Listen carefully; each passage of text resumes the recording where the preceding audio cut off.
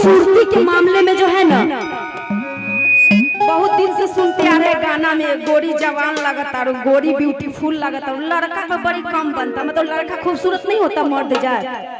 बताइए खूबसूरती का देखिए यहीं पे उदाहरण है। बाप रे वाह, एक से एक खूबसूरत। देखिए तो ये कैमरा वाले से भी तो सब मतलब खूबसूरते हैं। अंतरा जी एक गाने की फरमाइश है, राजा ब्लैक तोहर दाढ़ी हो। वाह, तो वही तो हम बोल रहे थे कि लड़का का खूबसूरती देखते हुए ये गाना हम गाए हैं, राजा ब्लैक तोहर दाढ़ी हो। अच्छा, के कारी हो।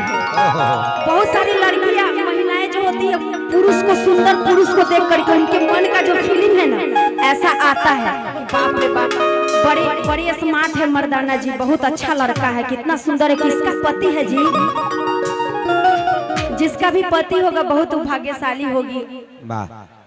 लड़कन में भी बहुत सारे खूबसूरत है। देखिए सब तो यहाँ खूबसूरते नजर आ रहा है। वाह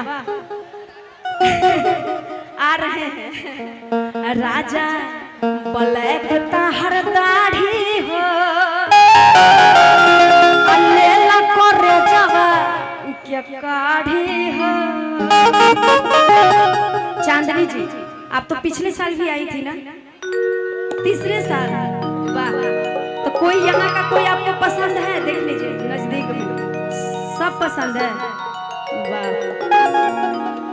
राजा ब्लैक तोहर दाढ़ी हो, लेला करे जावा क्या काढ़ी हो।